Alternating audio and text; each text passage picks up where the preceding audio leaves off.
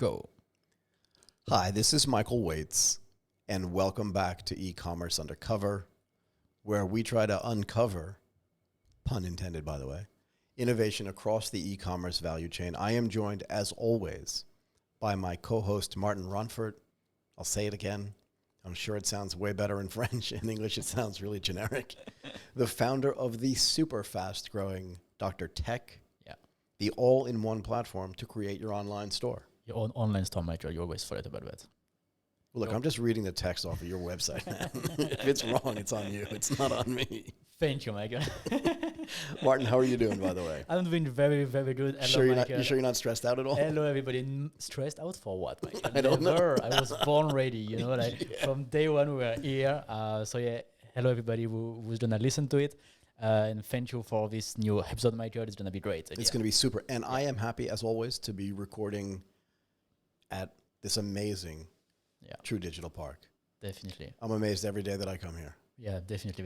I think that's one of the best places to work in Bangkok, right? By far. Yeah. By far. We got the studio, we got all of that, so that's super awesome. And you know what else is awesome today? Tell me. We have another French guy with us. Yeah, so that's why I was thinking, should we do the podcast today in French? Because we are two people who speak French and one who speaks English, so I think we should do it in French today. Sure. Why not? Today, we are also going to be joined by another French guy, Florian Tep.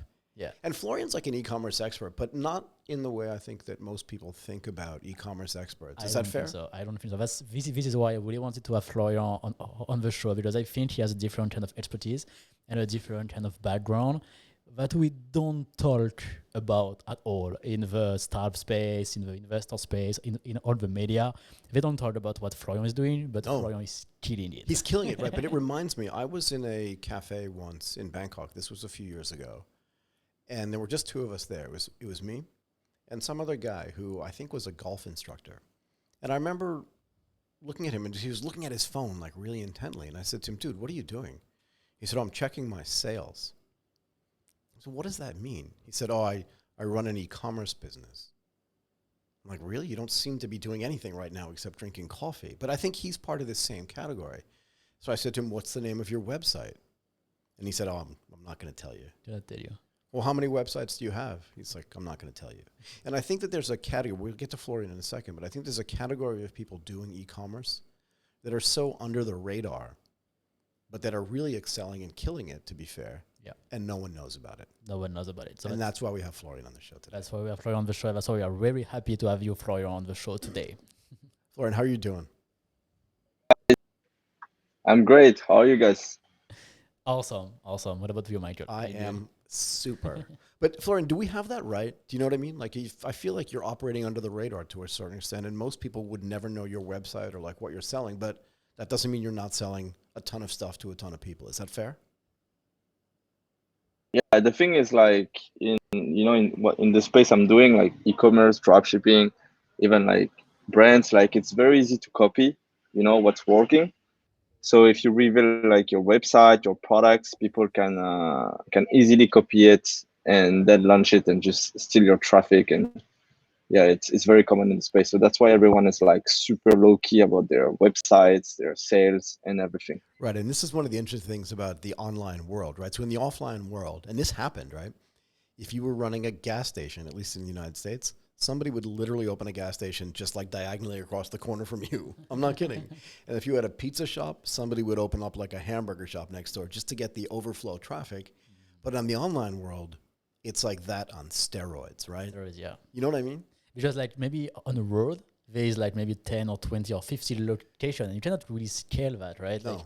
You cannot once on the specific street, you cannot have 500 shops. Right. But in the online world, you can. You can on a specific keywords, for example, let's say t-shirt. Right. You can start with 10 shops selling t-shirts, and 2 days after, 1,000 shops selling t-shirt, right? But I mean, imagine, I always like to make this offline equivalency. Imagine having this great offline store, and then me opening it right next to McDonald's, like McDonald's, and then just standing outside your store and going, oh, just come in here instead. Mm-hmm. No, this is better. This is much better. Anyway, so Florian, I want to ask you, how did you first of all, where are you from, by the way?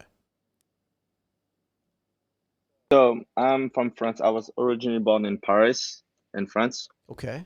And so had a long journey, but like let's start how I got into e-commerce. Yeah. So before e-commerce, so I was basic journey, like studies, business school. Then I was about to find a job, but my cousin who lived in Cambodia at the time, he saw that I was doing very good in the dancing, because on the side of my studies, I was also a dance instructor. A dance instructor. And I was like very good in, yeah. That's awesome. And I was very good in my dance, like at an international level. So I was traveling the world for teaching dancing and workshops and everything, and I had like a good reputation in my dance. Oh, wow. So my cousin, when he saw that, yeah, he said like, hey man, like it was back in 2015. There was like no online courses. Now you have online courses for dancing everywhere, but in 2015 it was like a fucking blue ocean, So he was like, man, we can make such a killing in this space, like with your expertise, with like your knowledge and network and everything. I was like, sure, let's do it. Let's try to create an online platform where I would like teach people how to dance. So the first dance would be like Kizomba, the dance that I'm dancing. It's a dance from Africa. Mhm. And then we would scale it, and by expanding to like salsa, or most mainstream dance, salsa, bachata, hip hop, whatever. So did you So do that? that's what so we started working on the project, but it didn't work because at the time, like we didn't get along super well, and I didn't have the experience that I have now. So we did like a lot of mistakes. And it's basically like the project died before even we launched it. But yeah. Sounds like a lot of my ideas. Yes, A lot of projects actually. Yeah, that sounds like a lot of That's right. projects. But actually, that's very interesting because we have a startup into our incubator program who is doing teaching online for dancing. He's Yeah. launching an app for doing that. So really? So maybe we should definitely put you in touch with them, because like so far they do ballet dancing, but Yeah, after his that they want to wife. extend. Yeah, so this guy and his wife Yeah. are starting an online dancing thing Yeah. called Move, and his wife is like an internationally acclaimed Chinese ballerina, apparently. Yeah. Yeah, but after that they want to expand to other kind of dance. Yeah. So like maybe Florian, you can like join. the plan. Yeah. Okay, so you Anyway. tried Oh that. yeah, I can tell like all the mistakes we did and everything. Like I'd be happy to share my experience. Awesome. Okay, but then how did you get into e-commerce from dancing? Because they don't seem to be too related. True. Yeah, exactly. So the project didn't work, and I moved to Cambodia at the time. And I started to get the taste of freedom, because I was living in Cambodia. I was on the side of my working on the project. I was teaching online like mathematics, French, English to students Oh, wow. in France, from Cambodia, From Cambodia. online. Yep. So actually, it was some kind of like growth hacking that I did there, because I was, there is a website like Craigslist in the US. Yes. We have the equivalent in French, which is Le Bon Coin.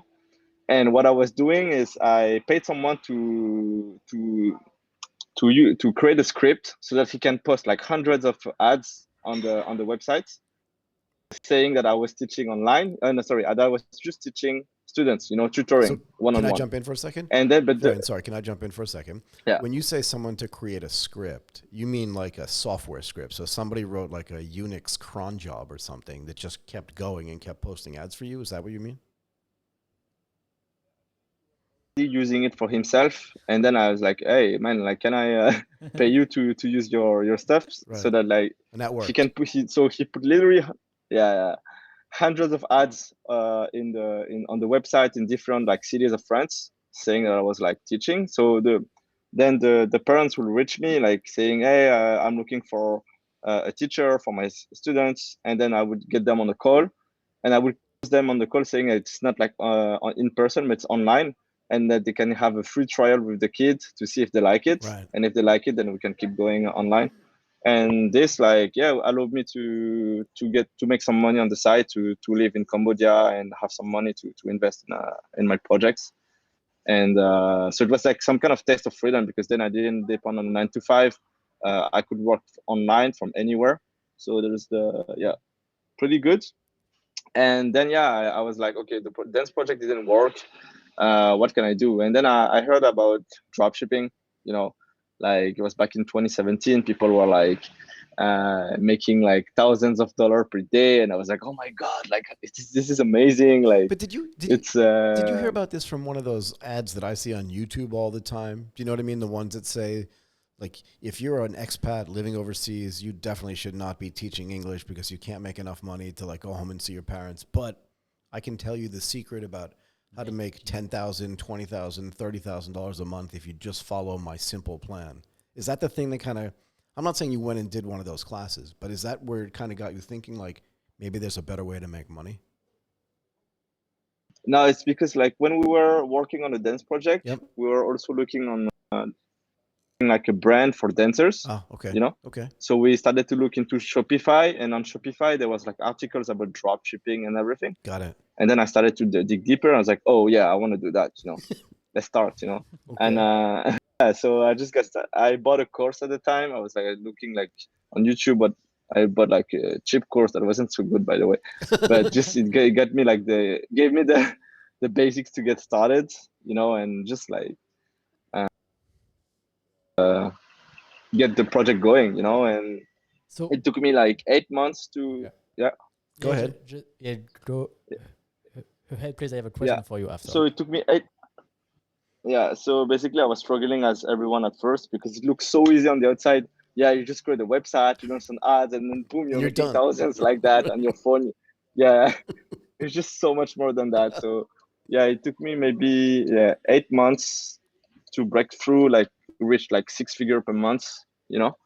But and the reason why I managed to break through is that, so at some point, like after maybe 6 months in the project, it wasn't working. I went back to France because my family wanted to see me. And then my mom was like, hey, maybe, I mean, you've been working on your project for some time, maybe you should find a job, you know, because you have a master degree from like a very good business school, you know, and, you know, like classic family talk. And then I told her, okay, give me like 3 months until the end of the year to make it work. And if it's not, then I will find a job. So and once you set yourself a deadline like this, I just want to jump in and say, this is what I call the big child lie, right? So basically what you did was you got your mother off your back for 3 months, and there was no way you were going to quit 3 months later, regardless. But you still give yourself a window, and you're right. Now you have to, because you got to be able to go back to your mom and go, I did it. Yeah. Anyway, go ahead. Exactly. So yeah, I set myself the deadline, and I was like, oh man, I have 3 months to make it work. Otherwise, I would have to give up my dream life and everything. And once you have this deadline, like it's really, there is like some kind of mindset shift. Yeah. You know, and you just like hustle more. And I decided to invest like into a good coaching, you know, with like 2 American guys, and it was a really good coaching because it really helped me to have like the good, because I had how to say, the motivation, the determination, but I think I didn't have like the good information. And once I had the good information plus my work ethic, boom, it just took off, you know, super quickly. And then 1 month later, 1 month after I set up the deadline, I started to reach my first 1K day, which was like the big goal when I started. And then 5 weeks later, I was like hitting almost 6 figure, I think at 95K in revenue with like 30% profits. And I was like, "Wow, oh my God, this shit is working!" Oh you know. My God. and I never looked back since then. It was in end of 2017.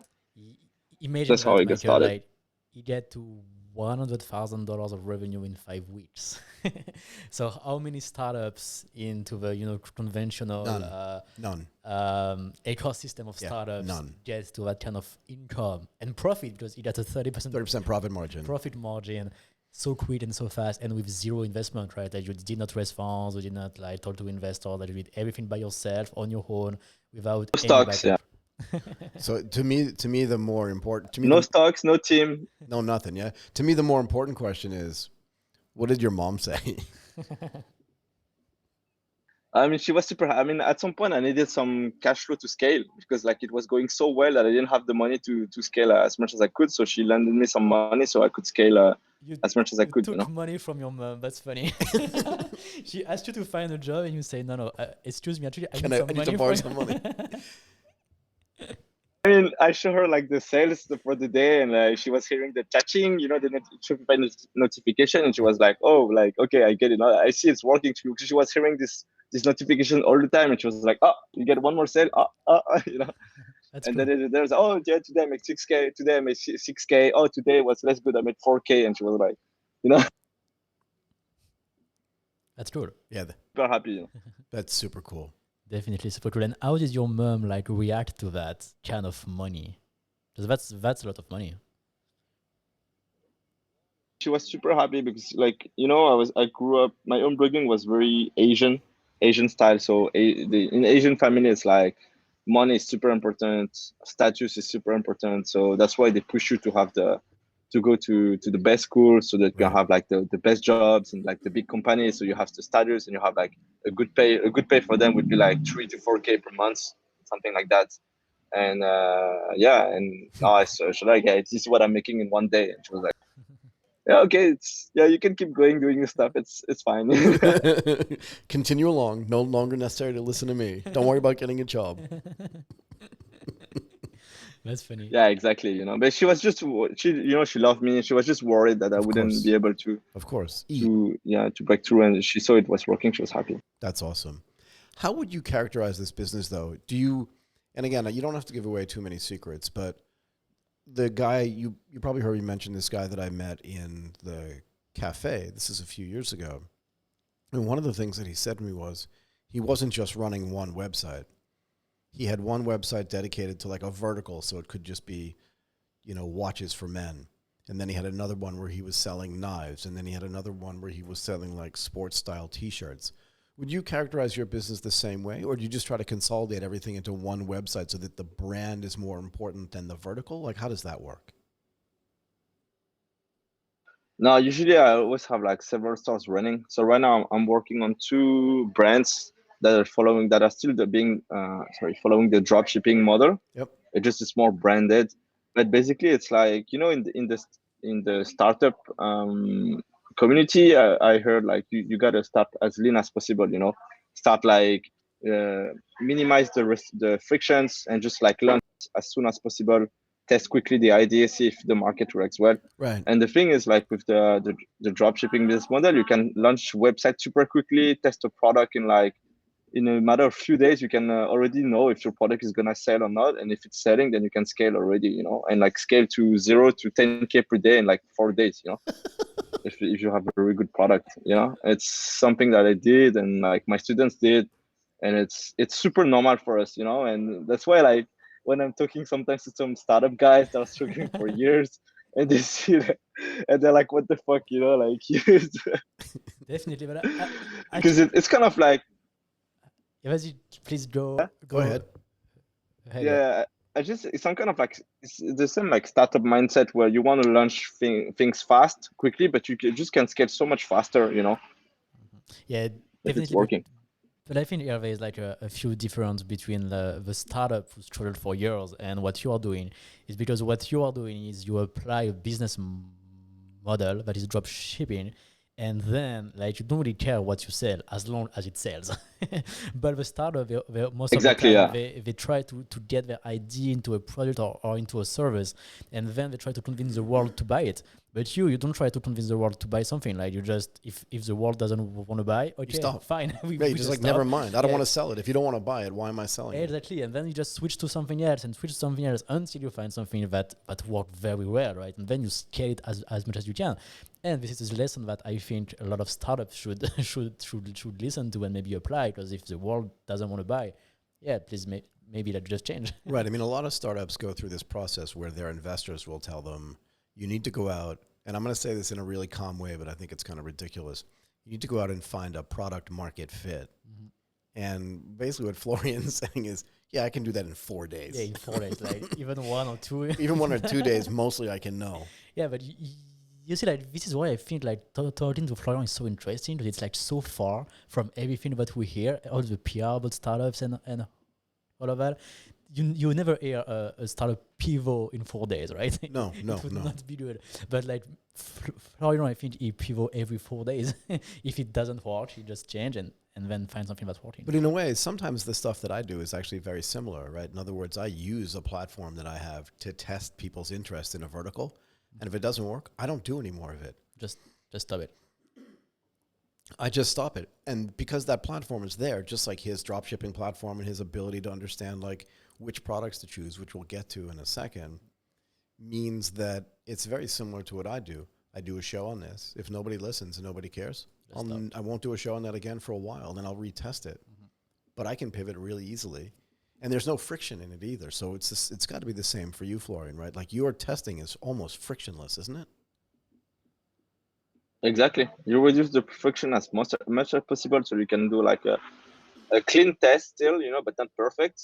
And then if it's like doing good, there is like some potential, then you optimize better. You improve the product page, you improve your ads, whatever, so that you can scale even further. Yeah, I almost feel like if you use your strategy, the product in a way doesn't matter, but you test it in the same way. And again, tell me where I'm wrong. And if it works, then you optimize at every stage of the process. Is that fair? Exactly. Yeah. At first, you just want to have the like a clean product page, clean ads, launch the ads, see if it works, and then after you optimize. That's it. So when you say ads, is Facebook still the best way to acquire clients for you, or to find the people that want to buy the products you're trying to sell, or actually find the people that tell you which products you want to buy, and then you can find what the products are and then go sell them? Is that fair? Yeah, like Facebook is still the better. It's becoming harder now because there was a lot of dropshippers doing like shady stuff, like not shipping the products or selling bad products. So Facebook become more and more strict and starting to block a lot accounts. But there is always a solution, when the good thing also, it develops a solving problem mindset, so it's like you get an issue and you always find a solution, and you develop this mindset and you always find a solution for everything. So basically, Facebook is still the best platform, but there is a lot of different platforms that are like also good. Pinterest ads, Snapchat ads, Google ads is good too. There's influencer marketing.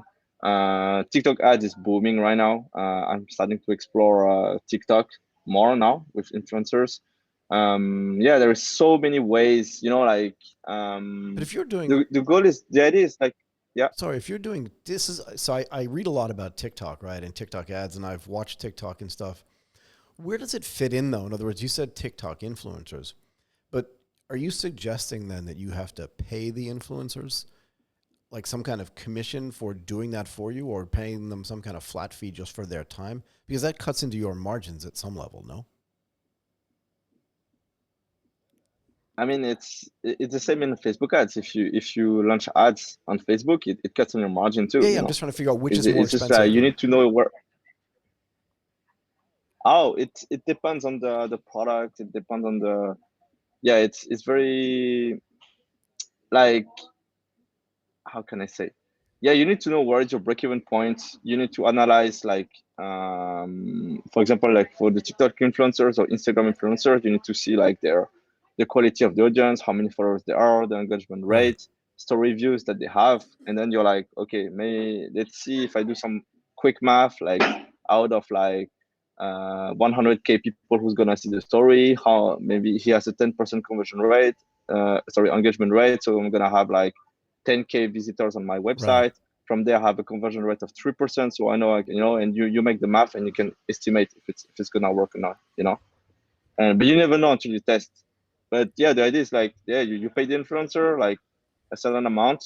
You see if it's gonna be easy for you to break even or make profit, and then you just test it, and see if it works. And if it works good, then you scale with more influencers. Basically, you send the product to more influencers, and you scale. So explain to me what the influencer market is like. I know nothing about this. Who has the leverage? In other words, if you're watching TikTok, is there a place you can go that tells you who the best influencer marketer is for your kind of product? Or I guess the real question is, do you have to do that research yourself?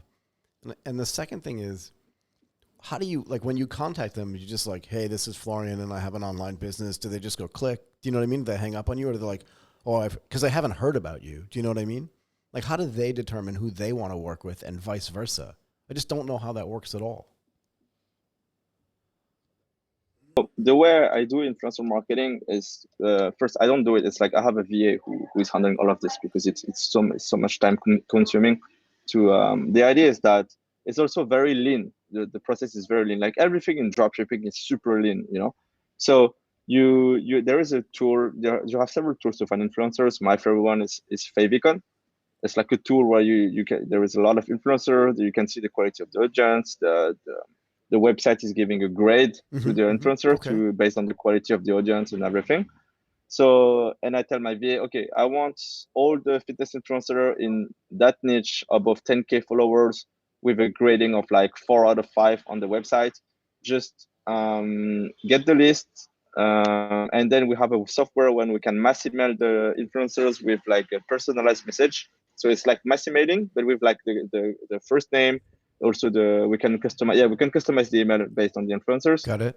And so we mass email, we send it to hundreds and thousands of influencers. Oh my God. We see who replies, and yeah, we show them the website. We tell them, oh, like, look like you could be a good fit for a brand.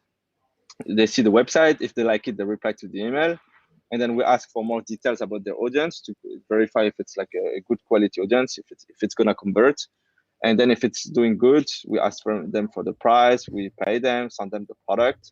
Then they do like a post or like a story about it, or like a TikTok video or Reels. And from there, we see how many sales we get from them. If it's working well, then we find more influencers and we just send the same process, send the product. Then they talk to their audience. And we stop until we continue until the products are selling. Is there some, That's the idea. sorry, I just have so many questions about this. I hope you don't mind. Is there some kind of like digital connectivity between the influencer, right? Do you know what I mean? Something like a cookie or pixel tracking or something that when the influencer does it, you can see a direct one-to-one relationship between them, their engagement, their driving people to your business, and then seeing what the conversion is? Or is it more just like a feel that you get? Or is there technology that measures that for you? So it depends, because for example, if I know I'm gonna do only one influencer promotion during the day, right, then I just send them the regular link, and I know that all the sales are gonna come from this influencer, you know. Got it. But if we run ads on the side, or we have also other influencers, you know, so it's better. Then it's either we give them like a special promo code. Got it. You know, yep. Like so that we know the sales come from that influencers, or we can use likes. You know, like, you know what is a UTM? No, tell me, what does UTM mean?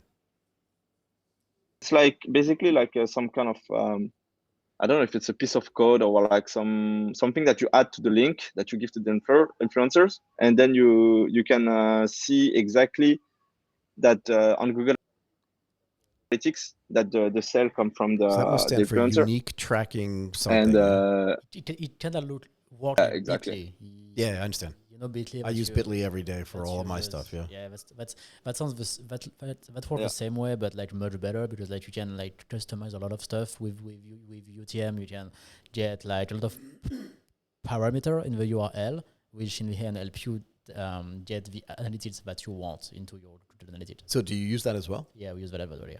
It's so wild. When I found out about Bitly for my stuff, it was like a revelation. So it's like Bitly on steroids. On steroids. Yeah, it's like much better. It's also much more complicated That's the idea to use, but it's like so much more powerful. Yeah. That's awesome. But maybe you don't need it, because if you just want to know like how much people click, you don't really need this like granularity. But like for example with UTM, you can use that and say, this guy drive me like, let's say, 1,000 visitors on my website, right? And I get 200 coming from Facebook, 100 coming from Instagram, and 100 click here. You get this level of. So UTM go all the way back to the end consumer, so that you can use it for retargeting, or is that you use different technology for that? You use something else. Okay. Pitch sales. Say it again. Pitch sales. Okay, we'll get to that as well. I feel like I interrupt Florian in like some incredible train of thought. Florian, I've got another question for you. What's your view on people that sell on marketplaces? Do you know what I mean? Like, to me, marketplaces are like really noisy, and I feel like it's hard to do like great product discovery there. Like, you're operating off to the side, at least as far as Amazon?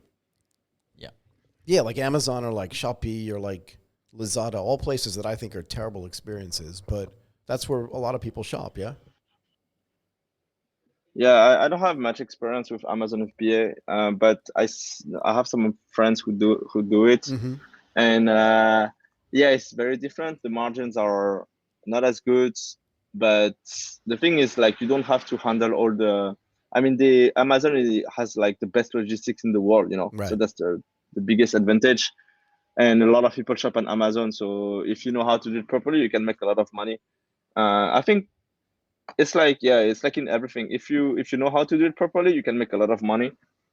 If not, then yeah, you're gonna struggle like everyone. It's but for sure it works. It's like a lot of people make money out of it, and others make a lot of money out of like classic drop shipping. So it depends on the people. But I think the main difference between what you do with influencers and ads and what people do on Amazon is the discovery process of the product. Like as we talked on the previous episode, like if you put a product on Amazon, you're gonna be like among a lot of other products and other brands, and maybe like there's a lot of products who look like you or stuff like that, which makes the discovery of yourself kind of harder. But the way you do, Florian, is just you go to an influencer. We're gonna say, hey, you gotta buy this product From this place, yeah. from this website. So the discovery, like there is no problem. Like everybody gonna see it. you are not lost somewhere, or among a lot of stuff. You're like, yeah, everybody is targeted to only one product and only one website. So which makes, I think, the discovery much easier. And I also feel like two more things happen on Amazon that don't happen when you're doing your own business. And tell me where I'm wrong here. If I create or find a killer product, and I'm in, the FBA program, my Fulfilled by Amazon program, they get all this data and they can see like my sales spiking. Like day to day, they can see it go from 10,000 pieces to 100,000 pieces. And if it gets to be really amazing, they'll just white label me out of business. That's what I feel like. And maybe that's just my own paranoia, but they can't white label you out of business because they don't have the facility to go to your influencer per se. But once you're in their FBA program, they have all your data. Am I right on this or not? Yeah, you are. But even in dropshipping, classic, that's why no one is giving their websites or products, because it's the same. It's very easy to replicate someone and white label someone. If you know something is selling, super easy. So what do you sell, Florian? Can we know? What's your website? So I can tell a few products that I've been selling, but basically it's like more products that like are solving a problem. Like what? Or products that, like, for example, cleaning products, like some kind of magic thing, like a magic, how do you say, mop, with something unique, or be something that helps with the, for example, there was one big bestseller like a few years ago where, for the fur, like, all the animals leaving a lot of furs, you had like some kind of solution to remove the fur from your clothing. It could be, my biggest winner was like a football product. I mean, not my biggest, but my first big winner was some kind of like toy or belt, let's say, where you would attach the ball, you would kick the football and the football will come back to you, because it's so that you can train your passing. Right. So you can kick it, but not have to chase the ball afterwards, right? You don't have to kick it into a wall like I did when I was a kid. Exactly. Yeah. Exactly. So you just kick it, it comes back to you, so you don't have to play with ball, or you don't have to play with friends. You can play on your own with this thing. One product we've been selling was something for same, like some kind of cleaning thing that you put to like a drill, and it just like it's like some brush that you attach to a drill, and you just like use it, and it cleans super well your whatever in your bathroom. Yeah, pet niche. There's a lot of good products in the pet niche, like product for cats, for dogs. It's you can sell a lot of things. Basically anything that you think is some kind of like unique that you can't find easily in the shops. And yeah, you create your website around it, you launch it, launch some ads, see if the market is buying, and if it's buying, you scale. That's it. If it's not buying, since you didn't buy any stocks, then you can move on to another product. And like, how do you have a process you go through to determine which products to buy, or is it just like you just scour the web, try to figure out like what a current trend is? How do you do that? I have a super yeah. No, go ahead. I have a super detailed process about it. So first, like there is, as I said, the uniqueness of the product. If the product is solving a problem, or if it's in a niche of passionate people. For example, in the people in the cat and dog niche are super passionate about their dogs. Right, I know. So it's a good niche. Or like you say in the beauty products, it's like some kind of like universal niche that is where it's always selling, a lot of competition, but if you come up with a product that is unique and different, then people are gonna buy. Yeah. Or if it's like, for example, before Christmas, there is a lot of like cool toys you think like are gonna be cool for the kids. This is gonna sell well as well. Jewelry, sometimes jewelry can be pretty good. Really? Clothing, like basically you can really sell anything as long as there is some kind of like uniqueness or a big problem that is solved, or some kind of like passion around the product. Right. So this is like the first thing, but it's not only that, because then you also need to check your margins, see like how much you can source the product, how much you can sell it, because say like usually my go-to rule is like to 3x the product at least. So if I buy the product for like $10, I want to sell it for at least $30, because I need to cover also the marketing fees, the fees of ads and other stuff. And I'm also selling if the product, so a lot of products actually you can find on Amazon already, but so for that, then you can just check the reviews on Amazon to see if like the product has good reviews, if it's good quality, because if it's a shitty product, you don't want to sell it and then get a lot of like complaints and refunds and exchange and everything. And the last thing that I'm checking is also the trend, because there is like a lot of trendy products that would work well for example, summer products. You won't sell summer products during the winter, right, or winter products during the summer, so you want to check that. You want to check also if the market is already saturated with the product, because since there are so many dropshippers in the world that are trying to sell the same products, you be among the pioneers, the first selling the product, so that you can get the biggest part of the cake.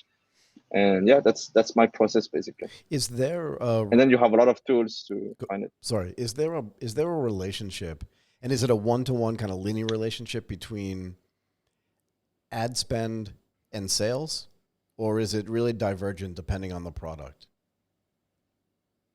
It's very divergent, because you can have some products that you're gonna test them, you're gonna have like amazing ROI when you test the product, and you're gonna increase the ad spend, and it's not gonna sell as good. So then you're not gonna be able to scale super good the product. Or you have products that will work good from the start, and then you scale, and it will just keep going good, so you can scale further. So it really depends on the product, but the only way to know is just to start scaling. But there's so many components that came into the scaling that you never really know in advance if it's gonna work or not. It's you gotta test, I think and then adjust the ad spend. Yes, I think this is like so interesting and like so different from what we hear every day in the startup worlds. It is like, like it's all about two things. First, finding what people want to buy and stop quit if they don't want to buy. And two, focus on sales only. You just do that. you just like try to find what people really want to buy and what people are very interested into. You say like Christmas and things that people love and things that people care about. So like it's really all about the customers and what they want to buy. It's all about them. It's not about you. You don't care. You can sell cat stuff or football stuff or whatever. We don't care. We care only about what the customer want to buy. And once we find that, we want to sell, and that's it. So we don't spend time doing like PowerPoint or doing speech or doing how do we call that? Or doing like the when you do speech Competition. pitch competition. Like you don't do that. No. You just do marketing and marketing and marketing and marketing. And how you talk about Florian is only like scale. Like once you find something that's working, like let's do that again and again and again and at higher scale just to grow the business, right? So this is like so much different from what we hear every day in the startup world. But for me, many startups should do what you do, Florian, much more. Yeah, so I want to say two things about this. One, if you're a startup and you're in a pitching competition, you've already lost. Like because you're in the wrong place. You should do, get a You should customer. be trying to get customers. And the greatest question I've ever heard a mentor ask one of the mentees is, do you have any sales yet? Yeah. The way I would say that is a great mentor, right? This dude was an amazing mentor. Amazing. Yeah. And let me just try to remember. Oh yeah, he runs DrTech. Yeah, that's why. No, but in all seriousness, it was a great question. And I remember that day because I remember them going, oh no, not yet. And I remember you asking them. The second question was even better. The second question was, why? But they misunderstood the question. They got defensive. They felt like, well, I don't know why. But what you were really trying to find out was, why do you think your customers don't want to buy your product? Yeah. And what block you What's from blocking being you? as lean as what Florian is doing. Like, what is blocking you from getting a very easy website, an offer, a button to buy, and go outside and see what happens? But that's the whole key to what Florian's doing. Florian is sitting there going, I don't know what people want to buy necessarily. Yeah, but we're going to try. But I think I do based on a whole bunch of research. But the only way I'm going to know is I don't have to have an MVP. I don't have to have like a perfect website. I'm just going to advertise for this, see if I get sales. If I don't get any sales, I'm out in a few days. Mm-hmm. If it works in a few days, then I scale and optimize. And if I reach a plateau point, I don't do any more ads. I just let those sales run. I'm simplifying a little bit. And if it does accelerate, then I spend more until it doesn't. Exponentially or practically increase my sales. And if it peters off into nothing, it doesn't matter because while that's happening, I'm looking for my next product. Does that sound about right? Also, this app, yeah, it's right. And also the same approach can be used for if you want to build something long term, because like the way I described the classic dropshipping business model is you find one product, you scale it to the moon, then until it stops working, and then you switch to another product. Right. But you can use the same approach if you want to build a brand and something more longer term. Actually, I met a guy here in Bali. He created like a brand around fitness, and he made like, I think 11 million his first year. Oh, wow. And the way he tested his product was like, he just launched ads. He saw it was working very well from the ads. So then he stopped. He refound all the customers, and then he went into like branding the product and creating something like a cool branding around it and everything. And then once everything was ready, he relaunched. And so basically like, yeah, he tested the idea. He saw it was working. Then he invested into the stock, so he bought the stock. He put the logo on the products and everything. Yeah. Because he knew it would kill it, while if you buy like, say, like you have MOQ of like 1,000 pieces to buy like a thing and you're not sure if it's gonna sell. Right. Then if it's not selling, you have 1,000 pieces on your hand. You're like, well, shit, what do I do with this? Yeah, nobody wants. You can't even give it away to your family. Mom, do you want this? No, I wouldn't pay zero for that. I have 1,000. Yeah, right, I got 1,000. Yeah, definitely. And this is why dropshipping is super awesome, because maybe you don't have a lot of margin at first, but it allows you to start and to test very easily before going to branding and before going to like buy in bulk and increase your margin after that. So that's a good business model. Yeah, and I like this idea of testing first, and then if it works, the guy you said who then just gave back the money to all of his customers, because that's basically just like a marketing cost, right? So all he's doing is giving back his margin at a certain level and then going, wait a second, if this works, I've just paid for research. But now if I brand it, I can actually charge more and still go through the same process, take a little bit of risk on inventory and make way more money and then build for the long term, right? Exactly. Yeah. That is so cool. I think Martin and I are going to start selling stuff on this show, like maybe this cup, if everybody likes it. I can get these in bulk. or pens even, if anybody likes it. Okay, not pens really, because that's too much of a commodity. What do you do for payment though? I look around at the payment landscape. It's like different in every country. In some places, it's different in every region in every country. And some of these payment systems like PayPal, not to disparage anybody in particular, and I don't use them, so I don't really care. But I hear the most horrific stories about some of these payment companies where, your customers will legitimately pay you money using that payment system, and then the payment system will say to you, yeah, sorry, we think this is money laundering or some kind of fraud, and we're not going to give you the money. So what do you do from a payment side? Like I heard a lot of stories like that too in dropshipping. Basically, like scale business that are scaling too fast. The problem is that dropshipping is that or e-com in general, you can if the product fit is works, you can scale so Right. fast, like it's crazy. Like I told you, like from 0 to 10K day in a few days. If you have all the systems in place, like because it's I mean, you can scale to that numbers easily but then if your processes, your systems, your team is not in place, then you're gonna crash basically. But the problem is that there's so many people scale super fast, too quickly, with no backend in place, no good logistics, and of course providing a shitty experience to the customers, and then customers would like open disputes and or complain to Facebook and everything. So of course payment processors are way more strict, but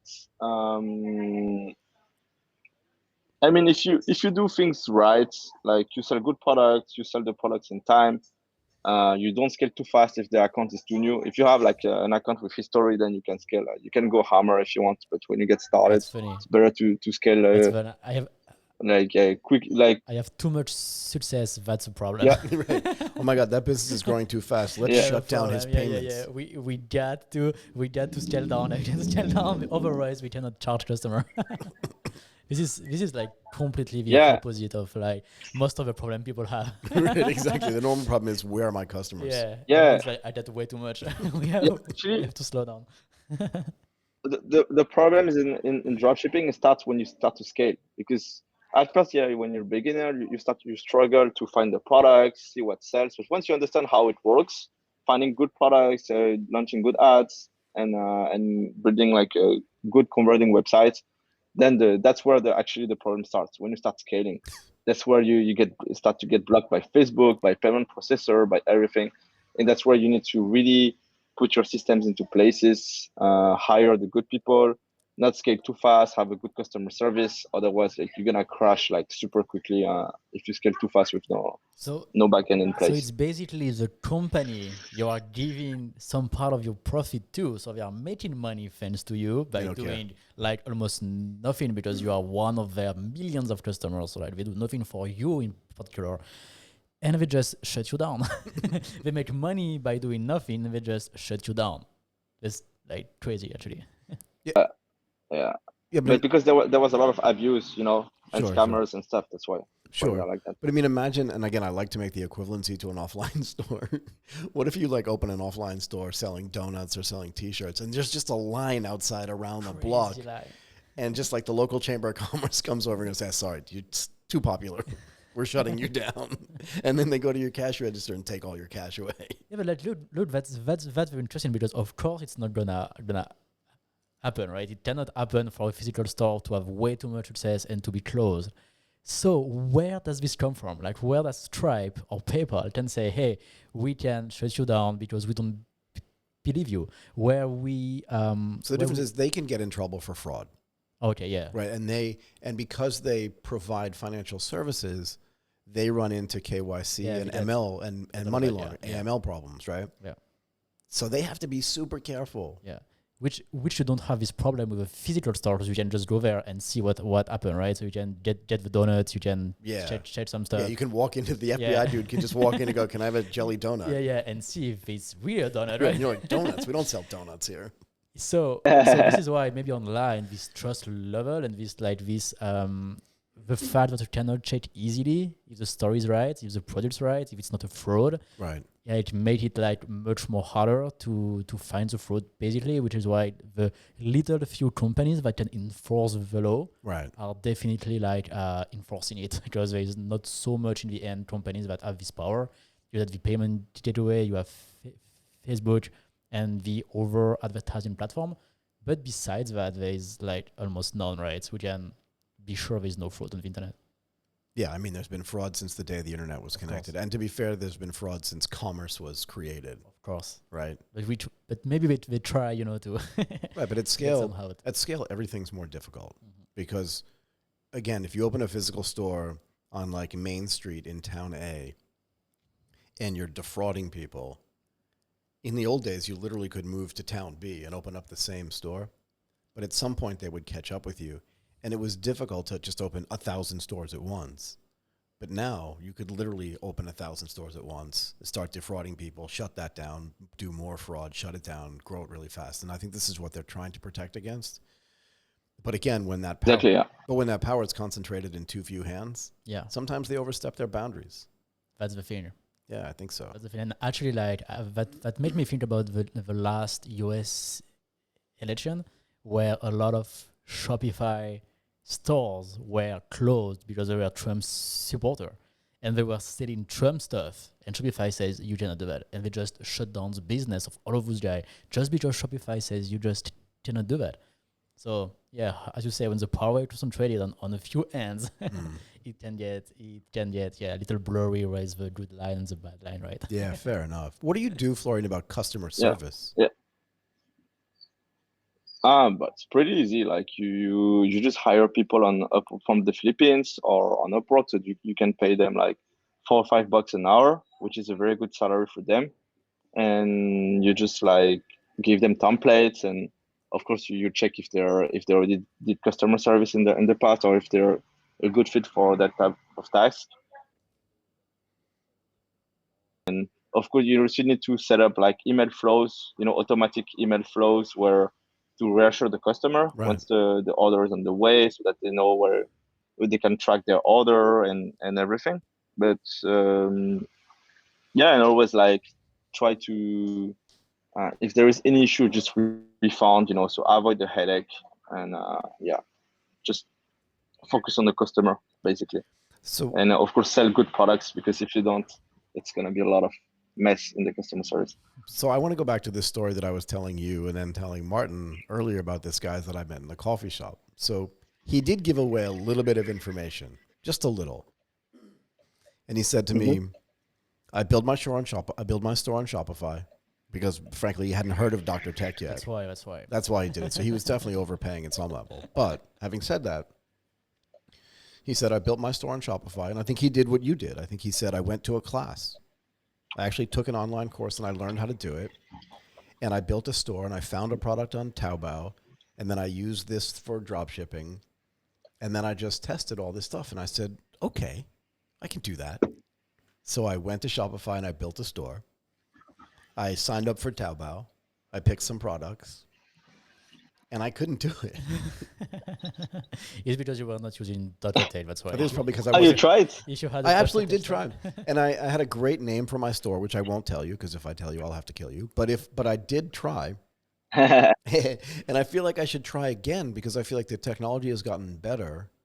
And you're right, dropshipping has gotten a lot more competitive. But I think if you commit the right resources to it, which you clearly have. Do you teach this as well? Do you know what I mean? You're good at it. There's got to be some. Go ahead.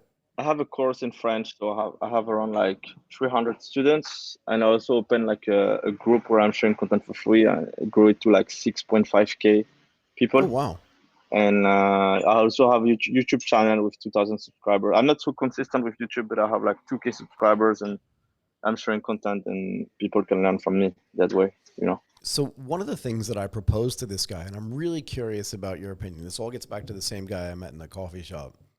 But one of the things I proposed to him was, look, if you're really good at this and you have a method, why not sign like a 5-year contract with me? Because doing it alone, you can only get so much done, right? There's only so much time in the day, and there's only so many products you can go find on your own unless you automate this entire process and just spin up stores and do the analysis like in real time. So I said to him, why don't you teach me? I'll give you 30% of profits and I'll build 5 stores and then I'll find 5 other people to do it. And you build this sort of like MLM model. Pyramid scheme. I don't want to say pyramid scheme, but like there is multi-level marketing that is used. And in the United States, it's something like 30 or 40% of the economy. So it's a real thing, whether we like it or not, right? Yeah. But I said that to him and he said to me, no way. I'm just not, there's no way I'm doing that. Do you ever think about doing that? You know what I mean? Like having a bunch of acolytes who you teach, but you get part of their revenue. Is it even viable? Yeah, you can do that, but you gotta choose properly the people. But the easiest is just to hire people in the Philippines or like good VAs, and you can just teach them how to build the store and automate the business, and you don't have to give shares to anyone, and you keep all the profits for yourself. Fair enough. So you just hire employees to do it. How many people work for you or work with you now? Like it depends on because right now I'm focused on before I was doing like the full dropshipping model that I'm telling you. Now I'm looking for something like longer term. So because it's very tiring to always find you find a product, you scale it, boom, it dies. Then you find another product, you scale, and so on, and then you get a lot of shit with Facebook ads blocking you or PayPal or payment processor and everything. Yeah. So now I decided to focus on something longer term, like building brands. And then once I managed to build brands like the good way, I'm gonna also launch a course to teach people how to do the same. So right now I'm working because for the course, like we are like 1, 2, 3 people working on that, because I have a course right now in French where I have like 3 people working with me plus like a sales team, for I'd say close people for us. So depending, like at some point we had like 4 people in the sales team. Mm-hmm. Now we reduce the ads because it stopped working, so we don't have like 1 closer. But like the number of people in the team like really depends on how fast I scale, how hard I scale, right? And right now I'm still in the startup phase of the brand, so there is 2 guys in my team that I'm training, me and my business partner, and that's it for the brands. And for the selling of the course, there is 1 sales guy and my business partner, me, and also my 2 assistants are also helping with that. That's just super lean though. Okay. I mean, that was the thing that I wanted to know, because it sounds like all the stuff you're doing requires like 30, 40 or 50 people. No, and it's more like 3 or 4 or 5 people. No, I mean, I have my friends, they are scaling to like 7 figure per month and they have like 12 people in their team. That's crazy. Wait, how many people on their team? 12, and they scale to like 1 million per month. Yeah, no, I got the 7-figure thing. I thought you said 20. I thought you said 200 people. I'm like, oh my God. Like 12 people no. is enough. 12. Yeah, 12 is more than enough. I don't want to manage more than 3 people at a time. Like imagine you can manage. I mean, if you have a good team, good SOPs, you can like really reduce because the less employee, the better, Yeah, for sure. If like 1 employee can do the work of 3 people, it's so much better. So you gotta hire smart and also create good SOPs. Super important. Yeah. So SOPs, for people that aren't sure what that means, is probably standard operating procedures, right? Yeah, exactly. Yeah. So why don't you do your teaching in English as well? Because I started to get good at dropshipping, and to me the next step was teaching it, because I love teaching. I told you before I was teaching dancing, I was teaching mathematics to students, and I always loved teaching in general. So when I started to be good at ecom, to me, what the next step was teaching it, because I love it. I know it's an extra source of income, very good extra source of income, and in general, I like to help people, and see like if my students are getting results, like nothing fulfills me more than that. That's so awesome. Yeah. So I was checking, So I was checking what was on the English market. I was checking what was on the French market, and I could feel I could bring way more value to the French market, because the information I had, no one had them on the French market, because I learned in like super high level masterminds, on or like high level courses in English, and also my own experience, of course. and no one was teaching the way I was doing. No one was teaching it on the French market. So I decided to go for it. So what I did, same super lean approach. I opened a Facebook group. I started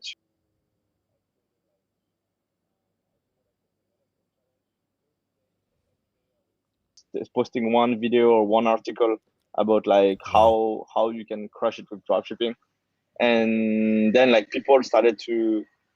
So, and I was also posting my content in other groups, French groups of dropshipping. Then people would like, so one post went viral. I had like 200 likes and like 60 something comments in another group by one of the piece of content I was sharing. Then what I did was adding all the people, messaging them, hey, I saw that you like my content. I'm sharing one piece of content like this every single day for like 30 days in my group. You should join. And I grew the group to like 0 to 500 people in 1 month. Wow. People loved my content. So I know it was like, okay, I have a good product market fit because I'm bringing stuff on the table that other French infopreneurs are not teaching. And then I launched my course, and it was like overnight success.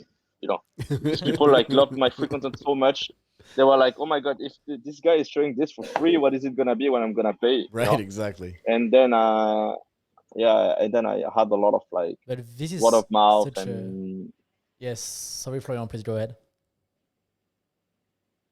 Word of mouth and stuff. I have like around 200 students in my course, so it's doing good. That's true, but actually, I love this strategy of being lean and like and just like starting to put a lot of content and gather community and just like see what's the response about that, even before trying to fix the price, even before to know exactly what the offer is, even before you even before creating the course. Yeah, even before creating the course, like just have an idea. You want to do something. Yeah, please go ahead. Just so you know, when I launched my course, so I did so I'll grow my group to 500 people, and then I did a live Q&A at the end of the 30 days. And I said, okay, guys, I'm launching a beta. I'm looking for 10 beta testers for my course. You're going to get the course for like half price, even less, like 60% off of the selling price I was planning. And I had no course, nothing. So I said, like, and then I had like 15 people messaging me, and I only took 10 because I really wanted to have like really motivated people, because I know those guys would be like my testimonial. Right. So then I started the course. It was just one to two coaching calls per week. I was shooting the content little by little, getting their feedback. Okay, what do you want me to shoot? What do you need help with? I had them scale to like some people when had crazy like 80K on their first months after launching the program. Some people reached like 7 figures in 1 year. And like, because I know like if I teach them those guys, then they would be like my core, like the core of the course. They would like, like they're your ambassadors. Hardcore fan. Yeah, they're your ambassadors. And that's what happened. So after like, yeah, exactly. Now, anytime I have like people talking shit about me, I have an army jumping on the post like, no, you shouldn't say that. You don't know Florian. Like he's sharing so much value, and it's. I was always saying like I could go, I could go to war, and they would be on the first line to defend me. Because I had them like a lot of them. I changed their life. They were able to quit their job and like make a living of dropshipping. And the same, it started with a super lean approach where I had nothing, just value to share. And I tested the value that I was sharing to see if people react well to it. I see it's working well. Boom, let's launch a course. Let's scale it. And then for creating the course, what you did is just like listen to them and ask them like, guys, what do you want to learn? Where I can help you? What can I include into my course? And this is once again a very lean approach where you don't waste time to try to think, to try to strategize, to try to guess what people want to buy. No, you just take 10 beta testers and say, hey, I'm going to create the best course in the world. Please tell me what you want inside of that. Tell me what the course is. Tell me what the course, because I know I have the content. Sometimes you don't even need to tell me. We do coaching calls weekly, and I see the problems they have. I'm like, okay, they have this problem. I know I can create something around it. New video. Okay, everyone, 5 people in the group had this issue today. This is a video I made in the course to help you with this. Yeah. But I think this podcast actually is so interesting for startup, for people who want to launch their own business, who want to launch their own podcast, who want to launch their own business, their own startup, they have an idea, they want to create something. They should definitely listen to that podcast 10 times and just do it. Go lean. Yeah, go lean, but also his Go as lean as possible. but Florian's methodology, if you listen, for building the course, is pretty much the same methodology he uses for selling the products. Yeah. Definitely, and and actually, like I did the exact same thing as you, Florian, for DrTech. Like at first, I created a group of beta tester. I've been to the Facebook group, like just to talk about my idea, try to find some guys who believe in what I believe. Before you had the product. Before I had the product, I waited to have some customer before I build that, and then I build that, and after that, I do, and still nowadays, I don't have like a big 6-month plan, like a lot of tech companies have, or like a huge backlog of a stuff roadmap of things to do. No, I don't have that. I just listen to the customer and say, guys, what do you want? and I'll take care of that. And I'm gonna take care of that, and I'll just do it and include that into DrTech, which completely reverse the process, which made the customer so happy. It was never somebody asked them, what do you want? I'm gonna do it tomorrow. It never happened. Right, never happens. Any company. And in the end, like it really like strengthened the link with the customer, the customer relationship. Absolutely. And in the end, the customer are so happy because they are amazed by the level of support that you give them, by listening to them, by building what they need. And that's actually how you create with products, right? Yeah. So like this is why I think everybody who want to launch a startup should definitely listen to this podcast like 10 times, because I think that definitely works. I do that every day with my own startup. It works super good. And this is such a low risk approach because you don't invest too much money and too much time into trying to guess or trying, trying to guess what people are gonna buy or want. No, you just do ask them. You ask them. And then you do it. Exactly. It's like going on a date with someone and taking them to just like some funky restaurant where all you really had to do was, do you like French food? Yeah. Oh, you don't? Okay, well then we'll go to an Italian place. Like it doesn't matter, but why are you guessing? Yeah, exactly. Yeah. Oh, I'm allergic to sea. Like I'll take you out for lobster, which is my favorite food, but you're allergic to shellfish. Like this is not working. You better ask first. You better right? ask. Not a good product market fit. No, not a good product market fit at all. So that's why you always better ask first and go to talk to the customer. It definitely helps so much. And if you go back to e-commerce based on this idea, for anyone who wants to launch his brand or her brand, you should definitely like just do the same. You have a big idea, you have a nice vision. Okay, great. Start small. Go to talk to the customer. See what they want. Do they want the T-shirt? Do they want the short? Do they want the hat? Most of the time we have no idea and no way to guess it because we don't know the future, right? So the best way is just to ask them, build your product and your services with them, and it helps so much. Actually, that's a great way to end, I think. Yeah. What a great call, Florian. This is awesome, and I want all of us to stay in touch because I want to know how this brand building goes because it's very different from what you've been doing so far. And to be fair, when I was listening to you talk about how to build this, it just seems very tiring to me because it's this constant hustle. It what do never you mean? ends. Because tiring? Because in other words, it's never over, right? Like if you build this donut shop, you can just like offload the donuts to somebody else to make, and then it just goes for 10 years. But what you're doing, just take a constant reinvention of product, and as the product kind of peters out, you've got to have another product behind it or 3 products behind it. And I'll be curious to know how you apply all the things that you've learned to the brand building, which is a different kind of business, but maybe, as you said, a longer term thing. And I think maybe we should catch up in a while to see like how that's going, because that's also fascinating to me. But more importantly, Martin and I just really want to thank you for coming and doing this today. This was fascinating, actually. And it should be an eye-opening conversation for anybody that's thinking about starting their own kind of business, any kind of business, really. So thank you very much for coming and doing this. Yeah, definitely. Yeah. Thank you very much, Florian. Thanks, Michael. Thanks, Martin, for the invitation. It was fun. Very fun. Thank you very much, Florian. Yeah. And if everyone want to find me, just message me on Instagram, Florian Tep. And if you have any questions about my e-commerce or whatever, I'll be happy to reply. In English too, that's fine? Yeah, French, English, whatever. Like I also had some clients, actually. I did some podcasts in English, and they found me and they asked me they booked me for a consulting call because they liked my content, because they couldn't understand French, they couldn't buy my course. So I was like, okay, you can book a consulting call and I will tell you, In English, no So problem. yeah, that's it. That's great. Awesome. And where Yeah. can people find you, Martin? You can find me same Instagram or on hello.dr.tech. Hello.dr.tech. Yeah, that's the awesome .tech to build your awesome. Did you say online awesome? store. Yeah, awesome. Maybe you should add that to your website. Thank you, Michael. I should get you for the copywriting. Exactly. What, I'm gonna outsource that to you. To me. You're gonna get to do the great copywriting for It's the not website. cheap though. Okay. Thank you very much. Thank you very much, guys. That was Bye, awesome. everybody. Bye bye. Thank you guys.